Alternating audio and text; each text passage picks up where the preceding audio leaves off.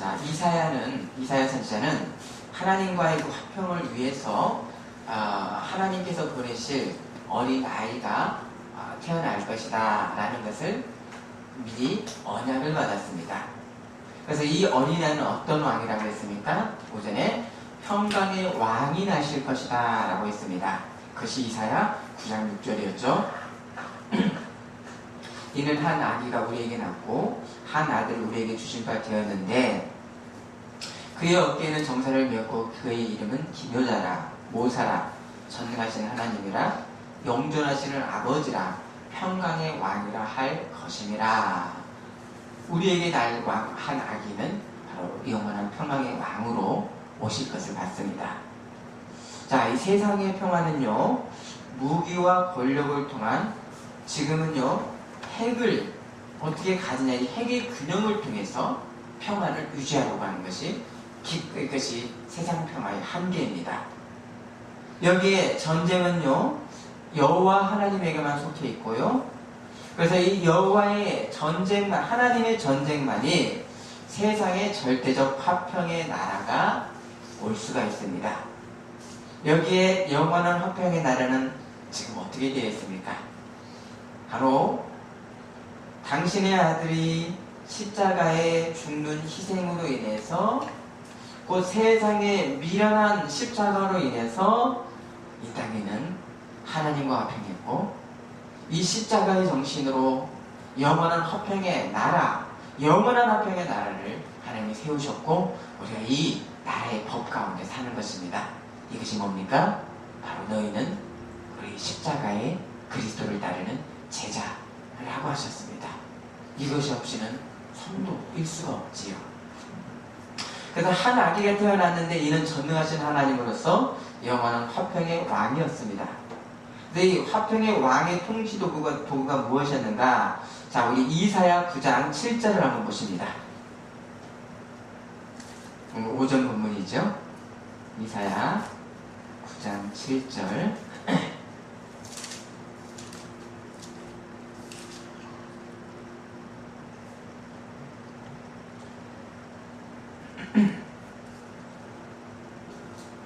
읽어 주십니다. 그 정사와 평강의 왕이 무궁하며 또 말씀한 자 그 나라에 군림하여 그 나라를 세우고 지금 이후로 영원히 정의와 공의를 부존하실 것이라. 만군의 여호와의 열심히 이를 이루시리라. 자, 보시면요, 지금 이후로 영원히 그 나라를 세우는데 어떤 나라입니까? 정의와 공의로 이 나라가 영원할 것이다. 만군의 여호와의 열심히 이를 이루시리라. 자, 또 하나님의 이 화평의 나라는 영원히 세상의 끝까지 이르게 되지요. 지금 우리가 하나님 나라 가운데 살고 있습니다. 이 나라는 어디까지 해야 됩니까? 세상의 끝날 종말까지 시간까지 이르게 됩니다. 그러면 이 나라는요, 우리 나라는, 이 하나님 나라는 세상의 끝을 넘어서는 나라입니다. 곧 어떤 나라입니까? 예수님 다시 오실 때 도래하는 바로 새하늘과 새 땅까지가 바로 영원한 하나님의 나라입니다. 평화의 나라입니다. 그럼 이 영원한 나라의 시작점은 도대체 어디였습니까? 무엇이었습니까? 바로 죄의 세상이 하나님과 평화하는 것. 이것이 어디서 시작됐습니까? 바로 십자가에서 하나님이 직접 희생하신 이 희생에서부터 바로 영원한 나라가 시작되었습니다. 자, 여기서 하나님의 사랑으로 인해서 우리가 하나님과 화평했습니다. 여기에서 우리에게 있어야 될 것이 뭡니까? 하나님과 우리의 관계에서 화평하려면 어떤 매개체가 있어야 됩니까? 바로 하나님의 의가 우리에게 있어야 됩니다. 이것이 이사야는 뭐를 봤습니까? 정의와 공의라고 했습니다. 자, 정의와 공의. 이게 둘 다 의인데요. 정의는 위시파트라고 하고요. 이 뜻은 하나님과 사람에게 의를 실제로 행하는 행할 수 있는 능력이 행하는 능력이고 실제의 모습입니다. 이게 정의입니다. 공의는 오전에 말씀드렸습니다. 짜데크 해가지고 하나님의 의를 행할 수 있는 내적 상태입니다. 자, 그러니까 뭡니까? 외적으로 내적으로도 의를 행하고 행할 수 있는 능력이 있어야 되는 것입니다. 이것이 하나님과 우리 사이에 의가 중재가 되는 그래서 화평합니다. 그래서 우리가 의가 되어야 되는데, 자, 이것이 어떻게 됩니까? 어떻게 해요? 우리가 어떻게 하나님을 의가 됩니까? 우리가 믿음으로 의롭다 하심을 받았으니 우리가 하나님과 화평을 누리자. 이것이 로마서 5장 1절입니다. 믿음으로 의롭다 하심을 얻었으니 우리가 하나님과 화평을 누리자. 로마서 8장 34절 누가 정죄하리요? 죽으실 뿐 아니라 다시 살아나신 이는 그리스도 예수시니 그는 하나님 우편에 계신 자요 우리를 위하여 간구하는 자신이라. 로마서 5장 5절 소망이 우리를 부끄럽게 하지 아니함은 우리에게 주신 성령으로 말미암아 하나님의 사랑이 우리 마음에 분바됨이니. 믿음으로 인한 성령의 내주 하나님의 사랑이 우리 마음에 분바됨이니. 로마서 8장 16절 성령이 친히 우리의 영과 더불어 우리가 하나님의 자녀인 것을 증언하시나니. 이게 믿음과 성령의 역사입니다. 하나님으로 오셨던 평화의 왕으로 인해서, 곧 예수님으로 인해서 하나님과 세상이 영원히 화평하게 됩니다. 이를 위해서 평화의 왕이 당신의 것을 세상에 주신 것이 뭡니까? 죄악의 세상에 하나님과 화평하라고 이 평강의 왕이, 이사야가 봤던 평강의 왕이 세상에 주신 것이 있습니다. 당신의 것을 주셨습니다. 이게 뭡니까? 예수님의 정의와 공의입니다. 믿음으로 우리가 의롭다 하심을 받았으니, 예수를 믿는 자를 믿음으로 인해서 우리를 내적으로는 성령이 내주하셔서 바로 짜데크 하나님의 공의가 있고, 외적으로는 미시파트 하나님의 정의를 행하는, 사랑으로 행하는 바로 이 예수님의 정의와 공의가 성령으로 우리 안에 지금 계십니다. 그래서 예수를 믿는 자를 내적으로 외적으로 의롭다 하십니다. 그러니까 이 하나님 사랑으로 역사하는 믿음이 바로 우리를 의롭게 하십니다.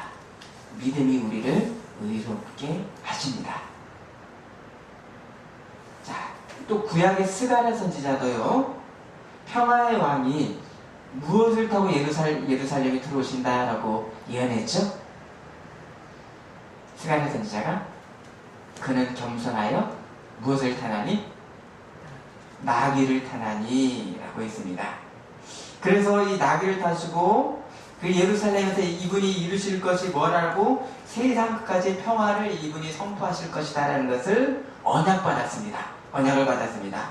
이것이 스가랴 9장 9절 한번 찾아보십니다.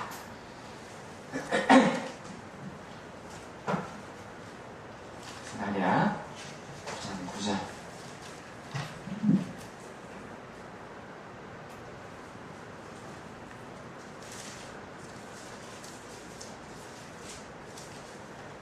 구약 1319년입니다.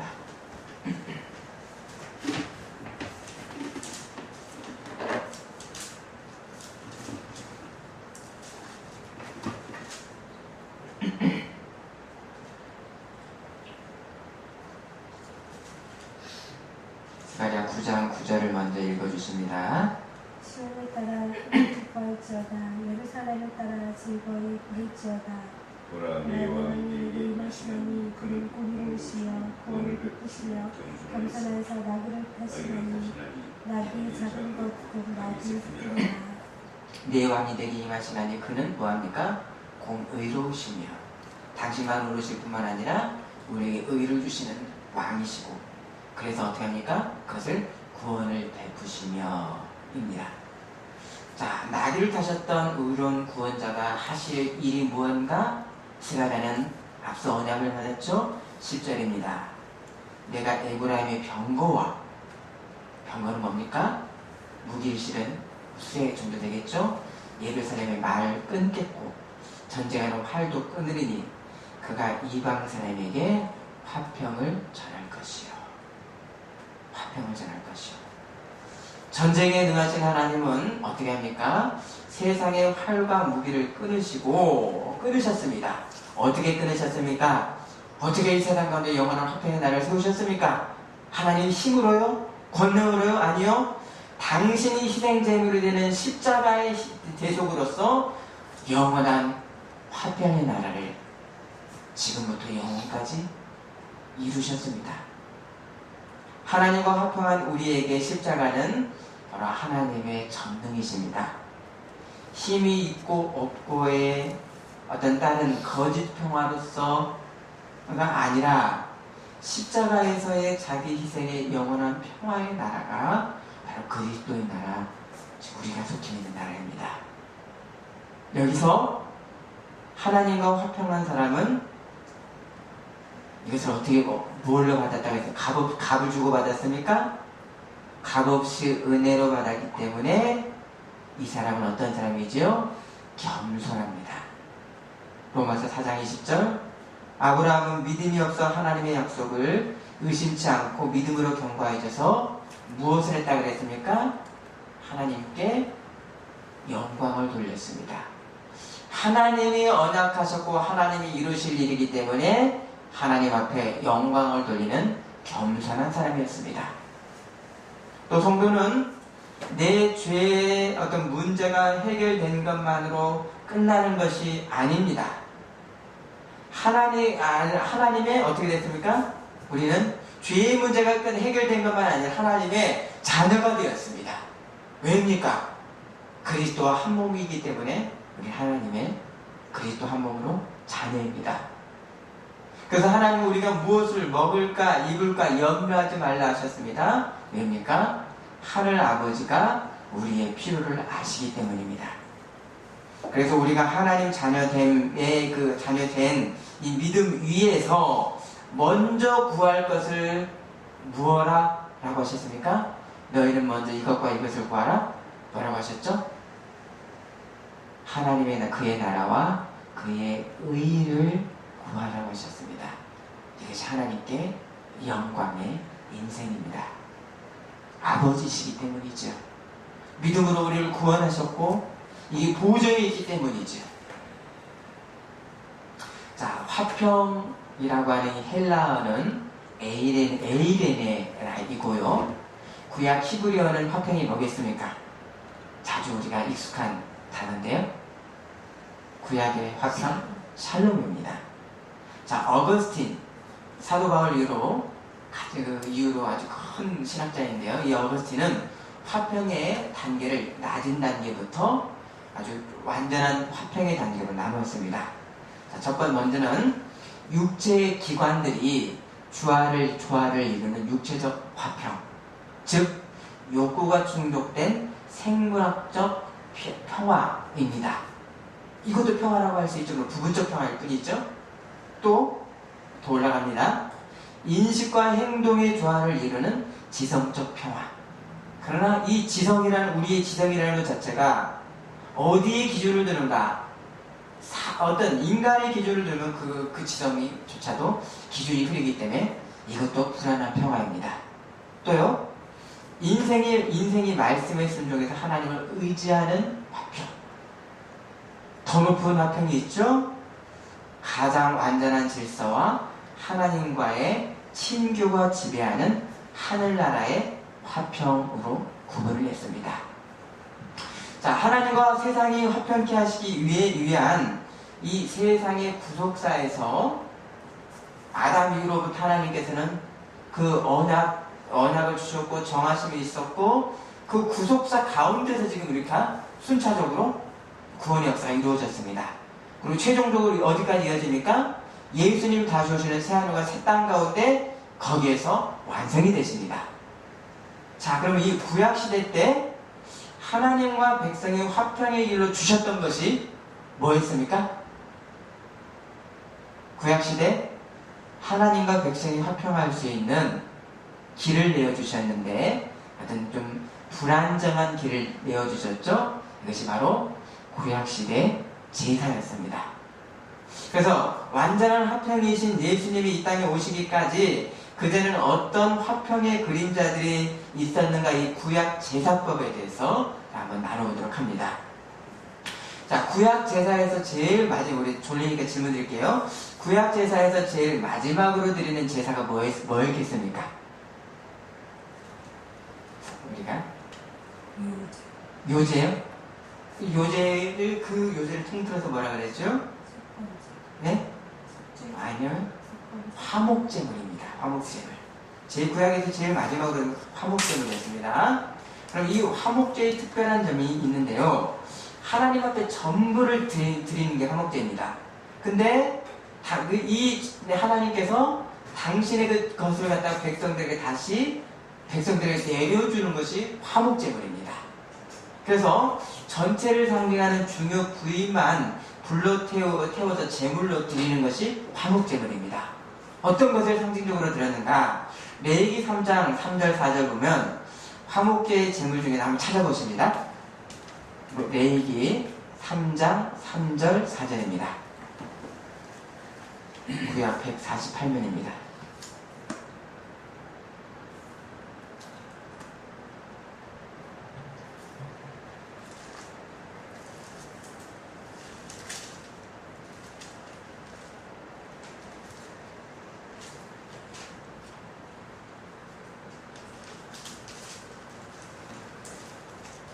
제사에서 제일 마지막에 드리는 화목제를 어떻게 드리는가?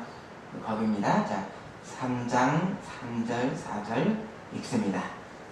그는 또 그 화목제 짐 중에서 여러 하나제를 드릴지니 그 내장에 덮인 기름과 내장에 붙은 모든 기름과 두 콩팥과 그 위에 기름을 붓고 허리 쪽에 있는 것과 간에 높은 껍질을 콩팥과 함께 떼어낼 것이요. 자, 이것을 떼어넣어서 번제단에서 하나님 앞에 전체로서 동물 전체로서 하나님 앞에 번제단에서 올려드립니다. 그러면 나머지 살들이 있잖아요. 그것은 어떻게 했는가? 레위기 7장에 보면 그 가슴은 제사장이 가슴을 들고 앞뒤로 흔드는 요제로 하나님 앞에 흔들어서 드리는, 상징적으로 드리는 요제를 드립니다. 그리고 오른쪽 다리는 올렸다 내렸다는 거제로 화목제를 드립니다. 이것은 뭡니까? 전체를 하나님 앞에 다 드렸습니다 라고 하는 상징입니다. 그래서 가슴은 나의 마음을 다해서 드렸습니다. 오른쪽 다리는 뭐겠습니까?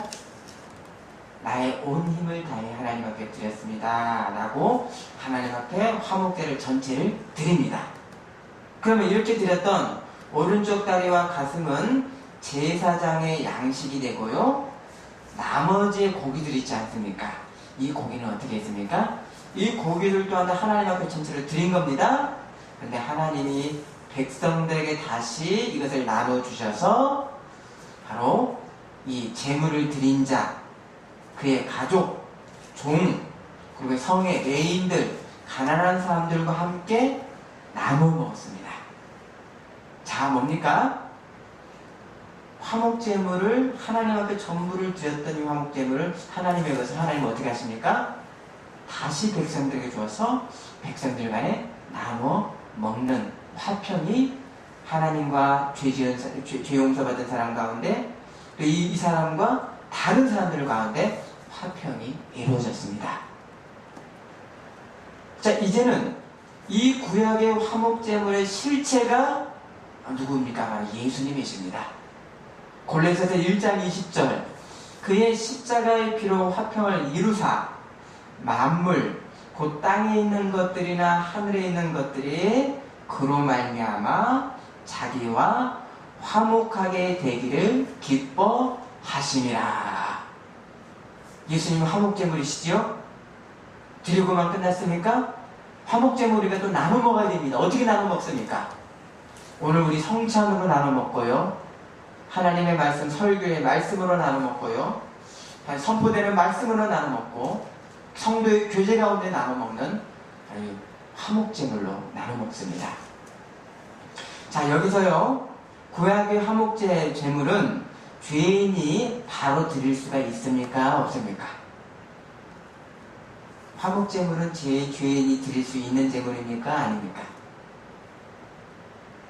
드릴 수가 없습니다. 하나님과 화목해야 되는데 어떻게 죄인이 화목제를 드릴 수가 있습니까? 먼저 사람이 죄를 용서를 받아야 화목제를 드릴 수 있습니다. 여기에 어떤 제물을 드립니까? 먼저 앞서서 드려야 되는 게 속죄제물, 속건제물을 드려야 됩니다. 그래서 이 죄의 문제가 하나님 앞에 대속으로 해결된 뒤에 화목제를 하나님께서 연락받으시지만 속죄제, 속건제는 죄의 값을 많이 치르는 희생의 제물뿐이었습니다. 그래서 하나님께서 받으시지 않는 번제단에서 드릴 수가 없었습니다. 그래서 이 속죄제, 속건제로 죄가 해결된 사람이 다음번에 드리는 그 다음 단계로 드리는 것이 바로 번제. 번제와 부속된 제물이 곡식을 드리는 소제. 그리고 난 다음에 제일 마지막으로 하나님과 화목한 제물을 드리는 화목제를 드립니다. 그래서 이 번제단에서 태워지는 번제와 소제와 화목제는 하나님께서 향기로움으로 하나님께 연락받으십니다. 왜입니까? 죄의 문제가 해결되기 때문에 그것이 하나님께 향기로운 제물이 됩니다. 반면 이 속죄제, 속건제는 대속하는 이 죄의 희생 제물이기 때문에 속죄제와 속건제는 하나님 앞에 드리는 번제단에서 드릴 수 있었습니까? 없었습니까? 죄의 문제이기 때문에 하나님 앞에 바로 올려드리는 성막의 번제단에서 드릴 수가 없었고요. 어디서 드렸죠? 한번 헤아려 보십시오. 어디서 드렸을까요? 백성들이 사는 진영 밖에서, 성 밖에서 바로 제물을 온전히 다 불살라서 죄가 완전히 사함의 상징인 온전히 불살라서 드렸습니다.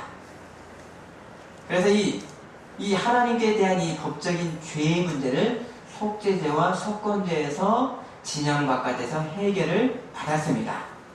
다만 이 속죄제를 드리는 사람이 회개하는 그 죄의 목에 대한 것만 거기서 해결받는 것이지, 그 사람이 또 죄를 지면 어떻게 할까요? 또다시 속죄제물을 또 드려야 되겠습니다. 끊임없이 죄에 대해서 속죄제물을 드리는 것, 이것이 구약 속죄제물이신 예수님의 그림자가 짐승의 제물이었습니다. 자, 그럼 질문 드립니다. 속죄제와 속건제의 차이는 뭘까요? 자, 속죄제는요, 하나님 앞에 나의 죄를 짓게 하는 죄의 근원이 있지 않습니까? 우리 마음 가운데 이 죄의 근원을 하나님께 사함받는 제물입니다. 그러면 사람의 죄는 하나님 앞에 짓지만 이 죄의 결과는 어디에 나타날까요? 사람에게 나타나고 세상에게 그 죄의 결과가 열매가 나타납니다. 그럼 이 죄의 결과를 속하는 제물이 뭐죠? 바로 속건제물입니다. 속죄제는 죄의 근원을 사함받는 거고요. 죄의 결과가 있지 않습니까? 예를 들어 사람을 다치게 했다고 한다면 그 다친 결과에 대해서 속함받는 것이 속건제물이었었습니다. 그런데 이 속건제는 순수하게 속건제물도 드리고, 그리고 죄에 의해서 피해가 나타나죠. 그 피해에다가 5분의 1을 더해서, 그러니까 총 120%를 더해서 하나님 앞에, 사람들 앞에 변상을 하는 것이 속건제물도 드리고 120% 변상을 하는 것이 속건제물입니다. 자, 이렇게 이 하나님 앞에 이 화평하는 이것이 어떻게 됩니까? 하나님과만 화평하는 것이 아니라 속건제물을 통해서 사람과 화평을 해야 되는 것이 바로 하나님과의 진정한 화평인 것이 구약시대 때부터 그렇게 계시가 되었습니다. 자, 지금의 은혜 시대에 우리가 영원한 속죄제와 속건제를 바로 예수님의 몸으로 들이신 십자가 사건을 믿는 이 믿음의 결과가 여러분 무엇입니까? 다시요. 우리가 영원한 속죄제와 속건제물을 제물이신 이 십자가 사건을 믿는 것의 결과는 무엇이죠? 지금 우리가 하나님 앞에 죄의 근원적인 부분도 사함을 받았고 무엇까지 사함 받았습니까? 죄의 결과까지 사함 받았습니다. 죄의 삭은 뭐라? 사망입니다. 아멘이십니까? 죄의 삭인 사망이 어디로 옮겨졌죠? 영생으로 우리는 옮겨졌습니다. 속죄속건제물이 온전히 해결됐습니다. 그래서 예수님은 요한은 이 예수님을 보고 뭐라고 했습니까? 세상 죄를 지고 가는 하나님의 어린 양 속죄 속건 제물이라고 했습니다.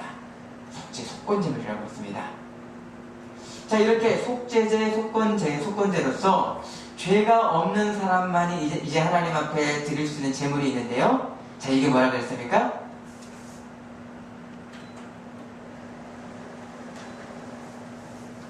자, 이렇게 속죄 속건제물을 드린 다음에 죄 없는 사람만이 하나님 앞에 번제단에서 드릴 수 있는 제물이 번제에 있습니다.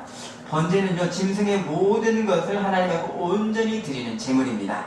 그래서 각을 뜬다는 말씀인데, 각을 뜬 게 뭐죠? 뼈 마디마디를 잘라서 드리는 겁니다. 그리고 물로 씻은 내장까지 성막의 번제단에서 온전히 하나님 앞에 올려드립니다. 번제는요, 매일 아침 저녁으로 올려드리는 상번제 번제가 있고, 또 개인이 하나님 앞에 드리는 개인적 번제도 있습니다. 이 번제는 전체를 드리는 제물입니다. 이게 어떤 고백일까요? 모든 것이 하나님의 것입니다 라고 하는 고백입니다. 자, 이 전부를 드린 이 번제도 예수님이 십자가에서 모든 것을 하나님 앞에 다 드리셨습니다.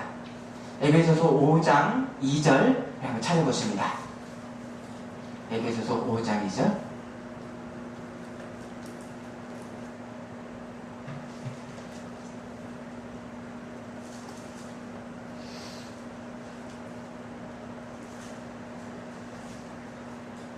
에베소서 5장 2절 읽어주십니다. 그리스도께서 너희를 사랑하신 것 같이 너희도 사랑 가운데 생활하라. 그는 우리를 위하여 자신을 버리사 향기로운 제물과 희생제물로 하나님께 드리셨느니라. 자신을 버리사 향기로운 제물, 이게 뭡니까? 번제이자 화목제이지요. 희생제물은 뭡니까? 속죄제, 죄의 근원을 사는 속죄제이자 속건제물입니다. 이것을 구약시대는 따로따로 드렸지만 예수님 안에서 번제, 화목제, 속죄제, 속건제가 온전히 한 희생으로 하나님 앞에 드렸습니다. 그래서 이 번제와 함께 부속되어 있는 제사도 있었는데 그게 뭘까요? 곡식을 드리는 소제입니다. 소제는 기름, 유향, 소금을 섞어서 가루로 드리는 소제가 있고요.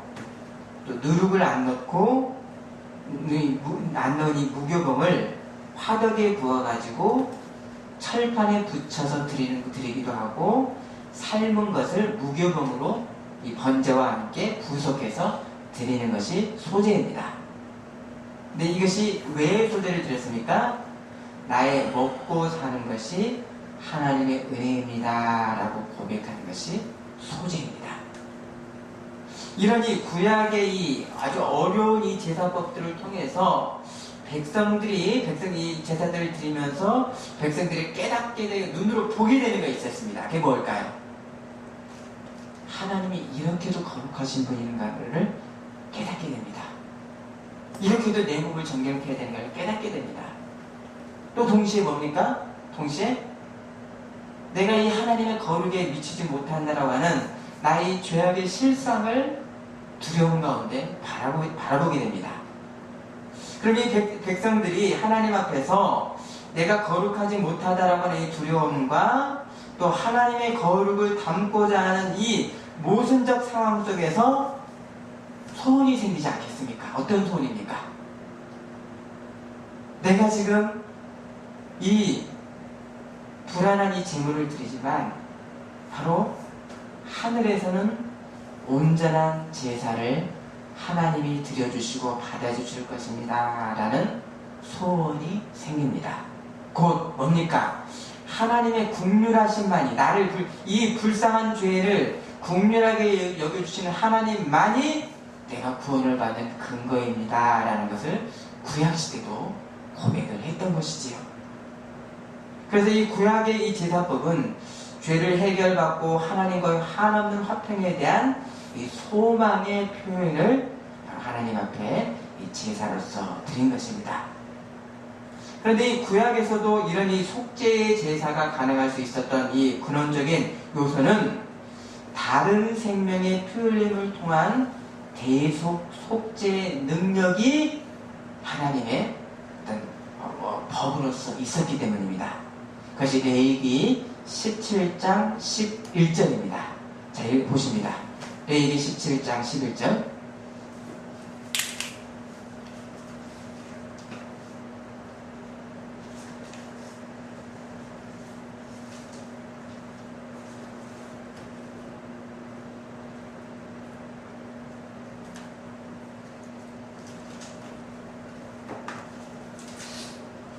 레위기 17장 11절.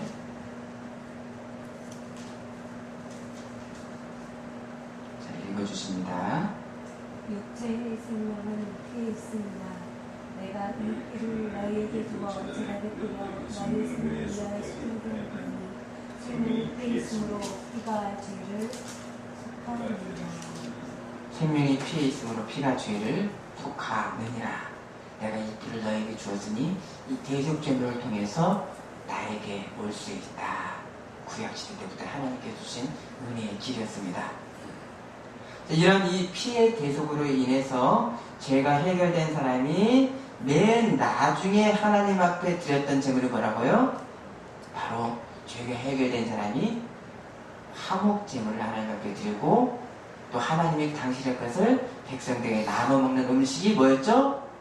화목제물을 백성들 간에 나눠 먹었습니다. 사람과 같이 나눠 먹었습니다. 그래서 이 백성들 간에 이 화목을 실제로 경험하는 것이 화목제 공동식사 성찬이었습니다. 곧 이 하나님과 화평은 필연적으로 하나님이 주신 화목제물을 함께 먹는 사람들과는 화평하는 공동식사까지가 화목제물의 마침이었습니다. 자, 이것이 지금은 왜 어떻게 이어졌습니까? 내가 너희를 사랑한 것 같이 너희도 서로 사랑하라. 아멘이십니까? 사랑이 없으면 아무것도 아니하니. 믿음은 바로 사랑으로 역사하는 믿음뿐입니다. 바로 하나님과 화평한 사람은 이 하나님의 사랑이 커서 은혜 이것을 살았기 때문에 이 사랑을 세상 가운데 나누는 사랑으로 살아야만 되는 이 숙명 가운데 우리가 놓여 있는 것입니다. 이것이 화평의 역사, 사랑의 역사입니다. 자, 시간이 많이 갔습니다. 자, 다 못한 부분 다음 주일에 같이 나누도록 하겠습니다.